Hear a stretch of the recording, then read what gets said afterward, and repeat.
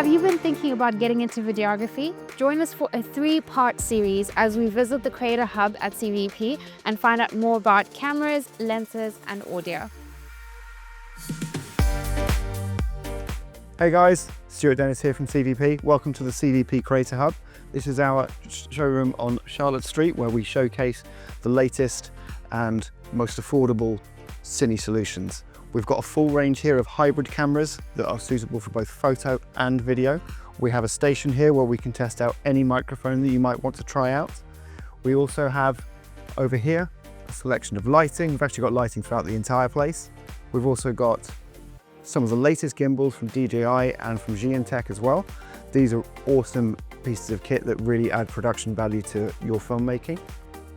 Over here, we have an extensive range of accessories for small mirrorless cameras and small entry-level Cine cameras as well. Lenses, we've got loads of lenses. We've got photo lenses that are suitable for video.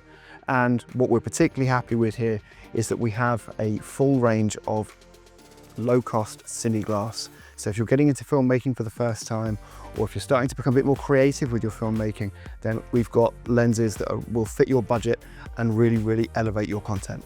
Let me take you downstairs where we have our visual podcasting setups. Our basement section here showcases 2 different podcasting setups. We have a 2-person setup just here that is designed for the kind of fireside chat style that we're seeing a lot of online at the moment. We've got a 3-camera setup along with a switcher and a podcast recorder. This is the sort of setup that you would use if you were getting into visual podcasting for the first time. And further back over here, we have a 4-person setup for the more corporate type of work that some people want to do. A 4-person podcast setup with 4 microphones.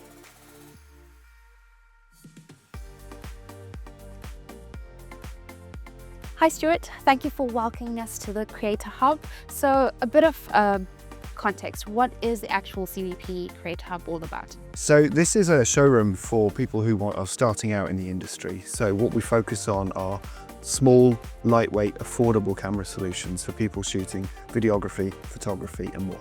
Okay, and how is this different from any other CVP shop? So what we've got here are cameras that are focused on being more attainable and more affordable and being a little bit more lightweight and agile. So all of our cameras here are what we call hybrid cameras, cameras that can shoot both photo and video. We also have a smattering of entry-level Cine cameras. So what can one expect when they come into the store? You'll be able to get hands-on with all of the latest hybrid camera gear. And that includes the lenses, the accessories for them, such as monitors and follow focuses and cages and everything else that will go with the camera to make it into a video camera. And I did have a wander downstairs and saw that you actually had setups for different types of filming. We do. We have 2 visual podcasting setups downstairs, one for a 2-person fireside chat type setup, and we've also got one for a more corporate 4-person setup as well. I'm a professional photographer who's keen to get into videography. We know that's where the world's going with video. Everyone wants to start a YouTube channel, or sometimes you get your clients asking you to shoot video for you. I've been shooting photography with a Sony a7 IV. Would you say that's a good camera to start with if you're trying to get into videography? I think it's a really good starting point. The a7 IV offers both excellent photo and excellent video at the same time. It has a number of features in the video side of it that are really industry standard. 4K recording, 10-bit color, and high frame rate recording as well. Okay, and talk to me more about those features. Why are those features important? The 4K, the 10-bit color. Why is that important when you start talking about videography? So in video, we tend to have standards that change over time. We started off with standard definition, then high definition, and now we're at a point where we're shooting 4K. That camera shoots 4K, so you are within the right parameters now for most modern content delivery. You've also got 10-bit color, which makes it easy to grade afterwards. And you've also got high frame rate recording that lets you shoot in slow motion as well. Amazing. So in terms of the brands that you carry within the store, what can one find in the CVP Creator? Well, you've mentioned Sony already, and obviously we have an extensive range of Sony cameras. We also do cameras from Canon, Nikon, Blackmagic, Panasonic, and Fujifilm. Okay. And as someone who is looking to get into videography, I obviously have a question about what the difference is between a hybrid camera and a Cine camera. Generally, it's the recording time limit. A Cine camera will have fewer photo features and it will be able to record for a longer time without any chance of it overheating due to better ventilation. Okay. Something I'm keen to understand is what is the actual difference between a hybrid camera and a Cine camera?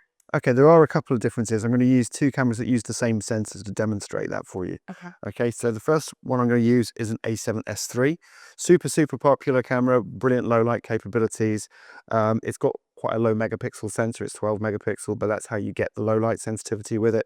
So a hybrid camera will have a viewfinder, it will have photo controls across the back, and it will have generally a flip out screen like this as well. Okay, so that's what a hybrid camera looks like. Okay. The Cine version of it is the FX3. It looks very similar, but you can see it's a bit chunkier. Yeah. Mainly that's because it's got this ventilation running down the side just here. All right. That ventilation means that the camera will never overheat, whereas the A7S3 can overheat at times. You can also see with this camera, we have an XLR handle on this. This lets you put in pro level audio devices, microphones, radio mics, etc. Okay. So that's one of the first things. The other things that you'll find inside here are the controls are ever so slightly different to the A7S3. A camera like this has a quick menu for accessing things like frame rates and other features, whereas on the A7S3 it'll be operated more like a photo camera. Okay. And in terms of budget, how much can I expect to spend on, say, a hybrid camera versus what I'd spend on a Cine camera? They're actually quite similar in budget. So you would find that there's normally about a sort of £400 to £500 difference between a cine version and a photo version. So, what makes a Cine camera better than a hybrid camera? What are the pros and cons of both? I wouldn't say one is better than the other. I'd say that one is suited to a full day's film shooting rather than a full day shooting photo. Okay. Obviously, with a photo camera, you're going to be starting and stopping quite a lot. When you shoot video, you might be recording a whole event for a whole day. Yeah. You can't risk the camera overheating, particularly when you've got a big interview coming up or something like that. So a full day shooting video, you'll have much more of a reliable camera if you go down the Cine camera route. The Cine cameras also have a number of features on them that are really helpful for when you're shooting video. In the case of this FX3, we have an XLR handle on the top, which means that we can plug in professional level audio devices such as microphones. You've got extra mounting points for monitors and other accessories, and you've also got a menu that is dedicated to video rather than it being a photo menu that you have to go through to find video features. In terms of battery life, is there a difference between a hybrid camera and your Cine camera? A lot of Cine cameras will shoot high frame rates, and that will be a little bit more power hungry, so there will be a slight difference in the battery life. Okay. Something that as a photographer I'm keen to know is, are these Cine cameras weatherproof? They are weatherproof to a point, like any camera is. I would say that the A7 III I've got right here is probably more weather sealed than the FX3, which has a ventilation section just here. So always make sure that you bring rain protection with you. Okay. We've talked about the bodies of the cameras. Let's talk quality. Is there a difference in the quality of the videos that would come out from a hybrid versus a Cine camera? Well, if we use these two cameras as an example, A7S3 and the FX3, they both use the same sensors, they both have the same color science, and they both shoot the same formats. So to the human eye, they will look pretty much identical. However, the FX3 actually shoots in a slightly higher data rate. What that means is the camera is actually Netflix approved and BBC approved as well, whereas you probably wouldn't be shooting a Netflix or BBC doc on one of these cameras just here. What are some features that I should be aware of that I wouldn't know precisely if I just did photography that make a difference in video? I think one of the first things to think about is the recording format. Okay. It's what we call a codec. So each camera that we sell will have a different recording format. They're all quite similar really, but they'll have different names. In the case of Sony, you have the XAVC codec, and it comes in different bit rates and bit depths. What that means is, and I'm going to just summarize this for you. That's right. Okay, a bit rate is how much data is being recorded per second. Okay. Bit depth is how much color information there is in the image. You might have heard the phrase 8-bit or 10-bit or 12-bit before. Yeah. That's referring to how many colors your camera can actually shoot. Shooting in the highest bit depth is the best thing to do because you'll get the best graduations of color. So most of the cameras that we sell these days, including your A7 IV, can shoot in 10-bit. That's the format that you should be recording in. Data rate is how much you're recording per second, and that will be how much you're getting down onto your card. Shooting with a high data rate lets you play with the image quite a bit afterwards. Shooting with a low data rate will get more onto the card, but will have less latitude afterwards in post. And Stuart, something that's important to me as a photographer is autofocus. Sure. Is there a difference when it comes to videography? Yes, there is. Autofocus is quite new to filmmaking. Autofocus in photography has existed for a long time, and I know that a lot of people use it as a matter of course. In filmmaking, most people tended to manually focus when they wanted to actually focus from one object to another. Yeah. With modern cameras, we don't have to do that. We've actually got something called continuous autofocus. Your Sony camera, as an example, has some industry-leading autofocus. It can track faces, it can track animals, and it can track other moving objects as well. Autofocus is particularly useful in an interview situation.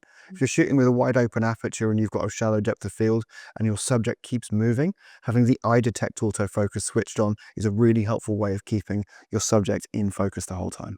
And another thing I know most photographers would be keen to know is about image stabilization. Sure. So again, what's the difference when I'm coming from photography into videography? Okay, so stabilization is relatively new in all cameras. A lot of the cameras that we sell have 5-axis stabilization. It's called IBIS, and it's active in video mode as well. That means that shooting handheld is really, really easy these days. Just by holding the camera up to your chest, you can get a really stable shot. As you step into some of the cinema cameras that we do, some of them have stabilization because they're based on photo cameras, and some of them don't have stabilization. They're a more traditional cine camera. Lastly, Stuart, are the cards that I've been using for my photography going to be suitable when I start doing video? In some cases, yes, but in a lot of cases, the answer is going to be no. Okay. When you shoot in video, you are continuously shooting to the card for a long period. You need to make sure the card has the right capacity, but more than that, that it's fast enough for filmmaking. And what would you say are fast speeds for filmmaking? One thing to be wary of is that all cameras shoot different data rates and different frame rates. You need to make sure that the cards that you're selecting are the right ones for the format that you want to shoot. The other thing to be aware of is that not all cameras shoot SD cards. A lot of them do, but there are some other card types out there as well, like CF Express. So you need to make sure you're buying the right card for your camera. Oh, great. Lots to think about. But I'm keen to see some cameras that you actually do have in the shop. Cool. Let's go through some. Amazing. I believe you're about to talk us through your set of hybrid cameras. Sure. So this table in the middle of the showroom is all about pure hybrid cameras. These are cameras that have got 1 foot in photo, 1 foot in video, and they do both really, really well. The first camera to look at is the A7 IV, which you already have. Okay. Really fantastic hybrid camera. I've got an inexpensive Tamron lens on the front of this one as well. Okay. This is a camera that is really popular with people shooting both photo and video, but also starting out in video for the first time. Sony cameras are essentially an industry standard in filmmaking and in content creation. If you are looking to shoot for broadcast, Sony is always a good way to start because everyone uses that already. Okay. Okay, next camera to have a look at is the Canon R6 II. It's actually just been replaced with the R6 III, but the R6 II is still a really, really high quality camera. It's been great for people who are coming in from photo. A lot of people are already Canon shooters in the photo world. It has wonderful color science. It's got great video capabilities all across the board, and it's a really, really nice camera to use actually. It's really good in the hand. Looks great. Cool, so the next two cameras we're going to look at here are the Nikon Z6 III and the Panasonic S5 IIX. First of all, the Nikon, wonderful full frame camera, does really wonderful stills, but it also shoots RAW on board as well, which is great. Nikon aren't always the first camera brand that you think of when it comes to video, but they are growing in that world. Yeah. About a year ago, they purchased the cinema company Red, and we're starting to see some collaborations there that are really, really exciting. So Okay. Z6 Mark III, really great hybrid camera, really brilliant stills camera as well. Okay. Okay. This one over here is the Panasonic S5 IIX. This is probably the best value for money camera that we've got on this table just here. Shoots brilliant 4K video. Panasonic have always got one eye on video, kind of more than they have on the photo side of things. It's still a great photo camera, but I would say first and foremost, they thought of the video capabilities. Okay, this shoots ProRes, which is an industry standard codec for post-production. So it's a really, really high quality file that's being recorded on here. That was super interesting for hybrid cameras. So what Cine cameras do you have in store? Let's have a look at our Sony cameras. Okay. Thank you for showing me the hybrid cameras. I think these are your Cine cameras? This is some of our Sony cameras. So first of all, we've got the Sony FX range just here. I've got two examples. This is the FX2. The FX2 is basically the A7 IV sensor put into a Sony FX body. And I mentioned earlier on in the video that Cine bodies tend to have more mounting points, they have ventilation. So that's what this camera does. It also adds a viewfinder as well. It's actually quite a nice camera for run and gun and news gathering type work. This is the FX3, hands down our most popular camera. It uses the same 12 megapixel sensor as an A7S III, but it shoots in a slightly higher data rate, and it adds the XLR handle just here as well. So this is really, really popular for documentary, for branded content, for all sorts of different content. Okay. Moving on to our Canon selection, this is the R5C. The R5C is, as you would expect, part of the R5 family. It's got the same 50 megapixel sensor inside it, but it records in XFAVC, which is a format used for broadcast. It's 10-bit 42 format, like the other cameras that we've looked at. And it doesn't overheat because it's got this ventilation system just here. The original R5 and R5 II, when they shoot in their highest resolutions, like 8K RAW, which the camera can do, has a tendency to overheat. This is a beautiful camera to use. Okay. If you wanted to move away from anything that even felt like a hybrid camera, then we can look at something like the C80. This camera is a dedicated cinema camera. It's much bigger than the cameras we've just looked at. It doesn't have any photo functionality at all, but it does have a full frame sensor and all of the features that you would expect in a cinema camera. Professional level inputs, professional level outputs, and fantastic recording modes as well. Great. Stuart, thank you so much for talking us through the cameras and the options you have in the Creator Hub store. I think I have a better understanding as a photographer of the different cameras that are available in terms of getting started into videography. Thank you so much to you guys for watching this video. And remember, this is a 3-part series. So in the next video, we're going to talk all about lenses. And we're going to find out from Stuart which lens to buy for which camera. So keep watching, subscribe, like, and follow.